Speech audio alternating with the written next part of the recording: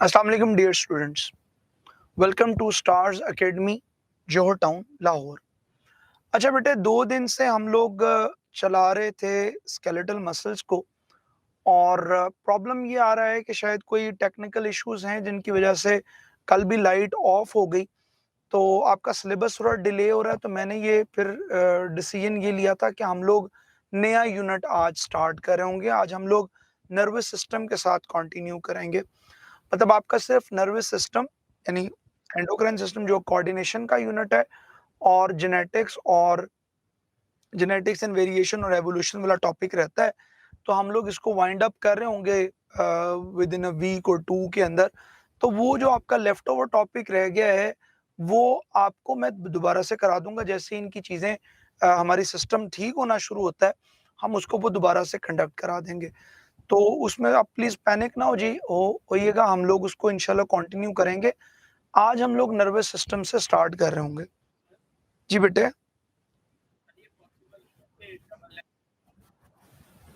बेटे ये भी पॉसिबल हो जाएगा, नेक्स्ट वीक में हम लोग डबल लेक्चर कर लेंगे। हाँ, इंशाल्लाह। चलें जी। अच्छा बेटे जी, आज हम लोग स्टार्ट कर रहे होते हैं नर्वस सिस्टम।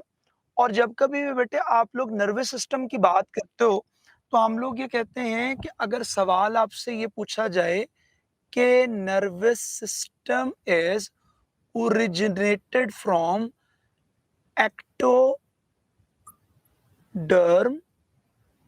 mesoderm और एंडोडर्म।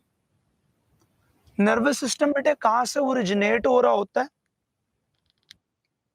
अल्फा। हम लोग ये बात पढ़ते हैं कि जी नर्वस सिस्टम आपका एक्टोडर्म से ओरिजिनेट होता है। अगर बेटे आप नर्वस सिस्टम की बात करें, तो यूजुअली हम लोग नर्वस सिस्टम को डिवाइड कर रहे होते हैं। नर्वस सिस्टम को डिवाइड कर रहे होते हैं 3 सेक्शंस के अंदर, राइट? हम नर्वस सिस्टम को 3 सेक्शंस के अंदर डिवाइड करते हैं। और हम लोग ये बात पढ़े होते हैं कि बेटे nervous system comprise of receptors, neurons and effectors. वैसे कुछ जगहों पर हम लोग न्यूरॉन्स के जरिए के बजाय हम लोग कंट्रोल सेंटर का वर्ड इस्तेमाल करते हैं। हम लोग ये बात पढ़ते हैं कि बेटे वो which of the following are reception zones, तो वो रिसेप्टर्स होते हैं। और वो जो कि एग्जीक्यूशन जोन्स हैं, उनको हम लोग इफेक्टर्स कहते हैं। यूजुअली बेटे हम लोग ये बात पढ़ते हैं कि इफेक्टर या तो आपके पास मसल्स हुआ करते हैं, या बेटे इफेक्टर ग्लैंड्स हुआ करते हैं। जब कभी हम लोग बात करते हैं कि सवाल ये पूछा जाए कि which of the following are structural and functional unit of nervous system, तो हम कहते हैं जी neurons are considered as structural and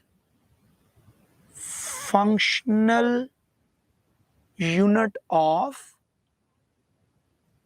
nervous system.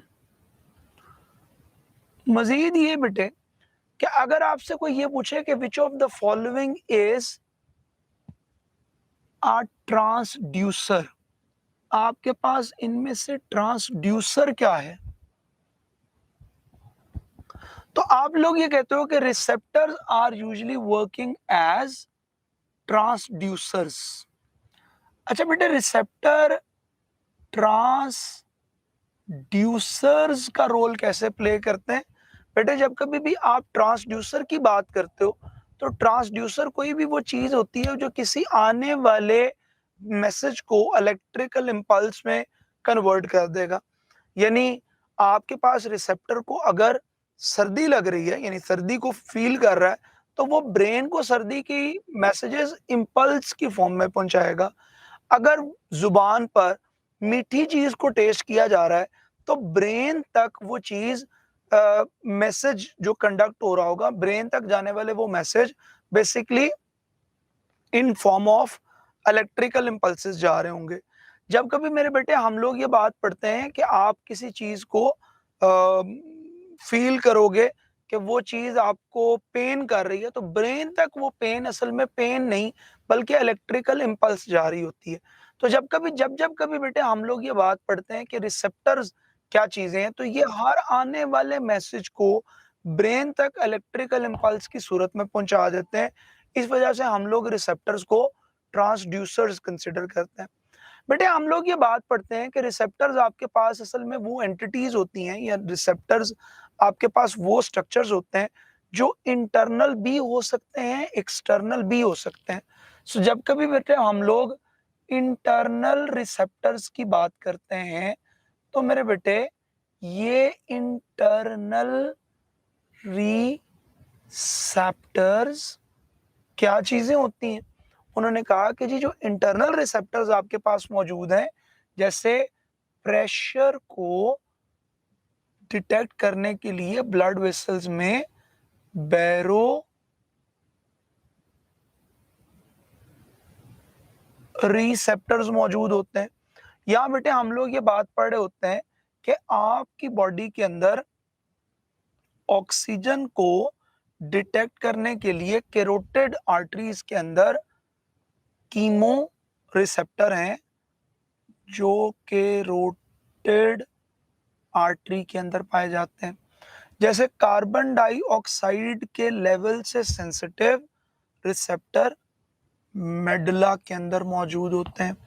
जैसे मेरे बेटे टेम्परेचर को थर्मो रिसेप्टर्स की बात की जाए, या अगर हम लोग बात करना शुरू करें कि किसी केमिकल को, जैसे कि वाटर के लेवल को डिटेक्ट करने के लिए कोई रिसेप्टर्स मौजूद होते हैं, तो बेटे वाटर के इस लेवल को डिटेक्ट करने के लिए, यानी ओस्मो रेगुलेशन के लिए, वाटर को डिटेक्ट करने के लिए हाइपोथैलेमस में रिसेप्टर्स मौजूद होते हैं जो केमिकली वाटर की प्रेजेंस को डिटेक्ट करते हैं। मोर ओवर हम ये कहते हैं कि जी टेम्परेचर को डिटेक्ट करने के लिए हमारे पास हाइपोथैलेमस में मौजूद होते हैं थर्मो रिसेप्टर्स। और जब कभी आप इन कैरोटिड आर्टरीज, मेडुला, हाइपोथैलेमस की बात करते हो, तो बेटे इनके पास मौजूद है कीमो रिसेप्टर्स, राइट। तो ये आपके पास बेटे वो रिसेप्टर्स मौजूद हैं जो कि आपके अंदर डिफरेंट चीजों को टेस्ट करते हैं। मजीद अगर बात की जाए तो हम लोग ये बात पढ़ना शुरू करते हैं कि बेटे जो रिसेप्टर्स आपके पास मौजूद हैं, दीज रिसेप्टर्स जैसे आपकी बॉडी के अंदर पाए जाते हैं, बिल्कुल इसी तरीके से बेटे बहुत से रिसेप्टर्स आपकी बॉडी के बाहर मौजूद हैं। सो वो रिसेप्टर जो कि आपकी बॉडी से बाहर चीजों को डिटेक्ट करते हैं, उनको हम लोग एक्सोजिनस रिसेप्टर्स का नाम देते हैं। और ये आपके पास बेटे ऐसे रिसेप्टर्स हो सकते हैं जिनको हम लोग याद कर रहे होते हैं इन टर्म्स ऑफ क्यूटेनियस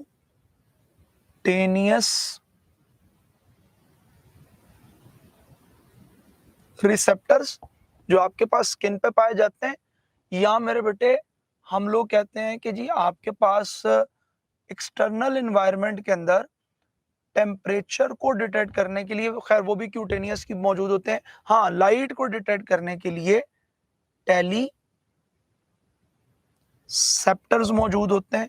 आपके पास साउंड वेव्स को डिटेक्ट करने के लिए टेलीसेप्टर्स मौजूद हैं, हम इसकी क्लासिफिकेशन पढ़ रहे होंगे।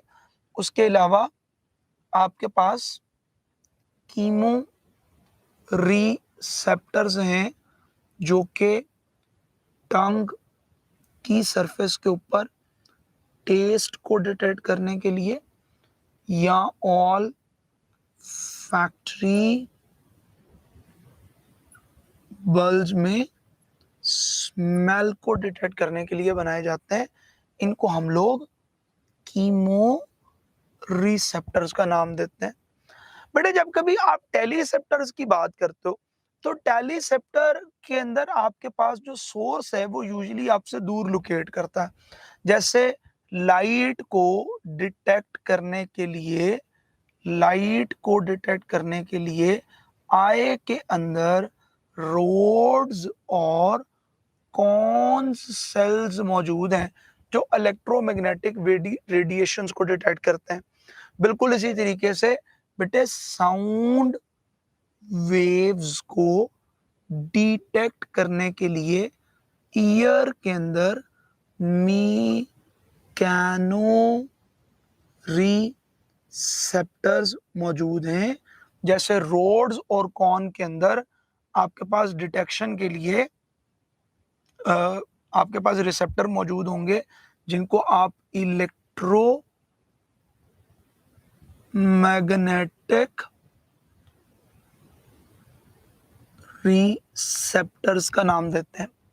हम लोग ये बात पढ़ते हैं बेटे कि जब कभी आप क्यूटेनियस रिसेप्टर्स की बात करते हो तो इनको याद करने के लिए हम एक बड़ा सिंपल सा निमोनिक बनाना शुरू करते हैं। हम लोग ये कहते हैं कि भाई इस वक्त आपके पास पंजाब या पाकिस्तान के अंदर जो रूलिंग पार्टी है इट इज एक्चुअली कौन सी रूलिंग पार्टी जनाब आपके पास इस वक्त? पीडीएम है। हम कहते हैं उसके अंदर आपके वजीर आजम कौन से हैं जो कहां से बिलोंग करते हैं? पीएम एल एन से बिलोंग करते हैं। और बेटे वो पार्टी कौन सी जो कि अब इस वक्त अताब का शिकार है? ठीक है, वो हम पीटीटी आई की बात करते हैं। खैर हम लोग ये कह रहे होते हैं कि बेटे जब कभी आप इन वर्ड्स को देखोगे तो आप ये देखोगे कि ये आपके पास मौजूद रिसेप्टर्स हैं और यहाँ पर मौजूद ये सारी की सारी सेंसेशंस हैं। वो किस तरह से? मैं ये कहता हूँ कि बेटे आपके पास स्किन के ऊपर मौजूद होते हैं पेसिनियन कॉर्पुसल्स।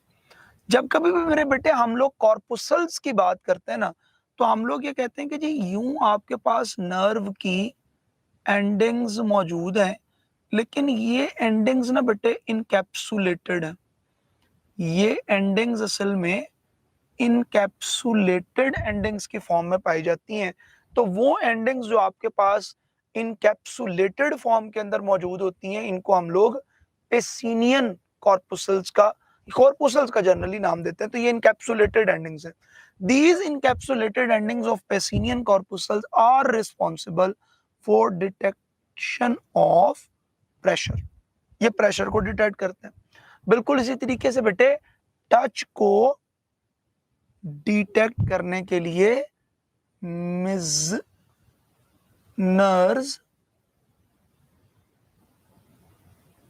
कॉर्पुसल्स मौजूद होते हैं। इसी तरीके से हम लोग ये बात पढ़ते हैं बेटे कि आपके पास ना कुछ फ्री एंडिंग्स पाई जाती हैं। अच्छा ये मिजनर्स कॉर्पुसल आपके पास कहाँ पे होंगे? बेटे मिजनर्स कॉर्पुसल्स आपके पास वो तमाम नॉन हेरी सरफेसेस के ऊपर पाए जाएंगे।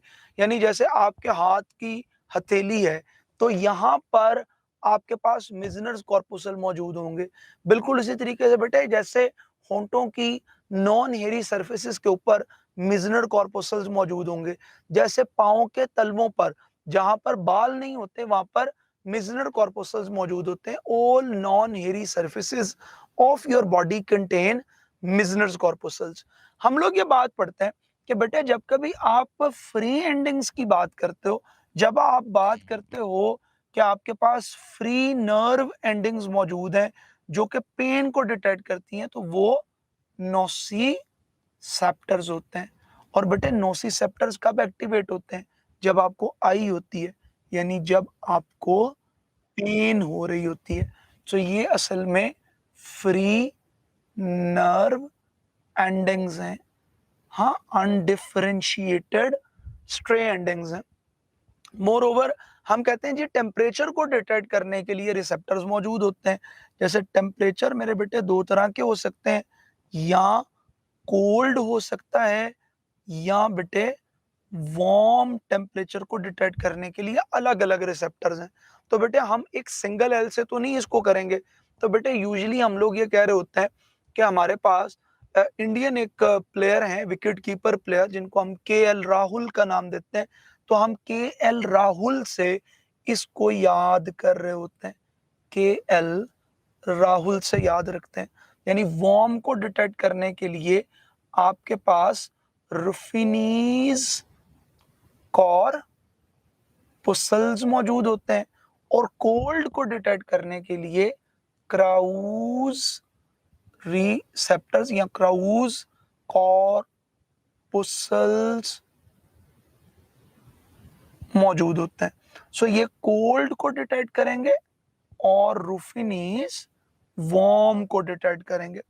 मोरओवर बेटे हम लोग ये डिस्कस करते हैं कि हमारी बॉडी के अंदर कोई रिसेप्टर कितनी तादाद के अंदर पाया जाता है।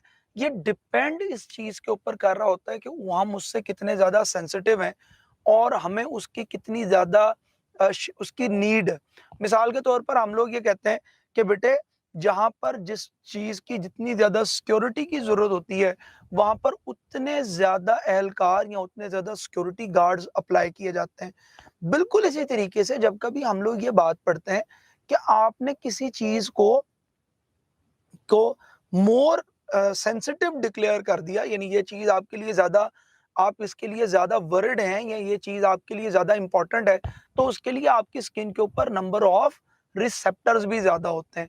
जैसे अगर हम लोग ये बात पढ़ें कि बेटे यूजुअली ये कहा जाता है कि आपके पास पेन के रिसेप्टर्स 27 टाइम्स ज्यादा हैं कोल्ड के रिसेप्टर से। इट मीन्स कि आपको सख्त सर्दी की शिद्दत में अगर कहीं पेन हो रही है तो pain will be more, you will more sensitive to the pain as compare to the cold. Cold के बजाय आप पेन को ज्यादा फील करेंगे।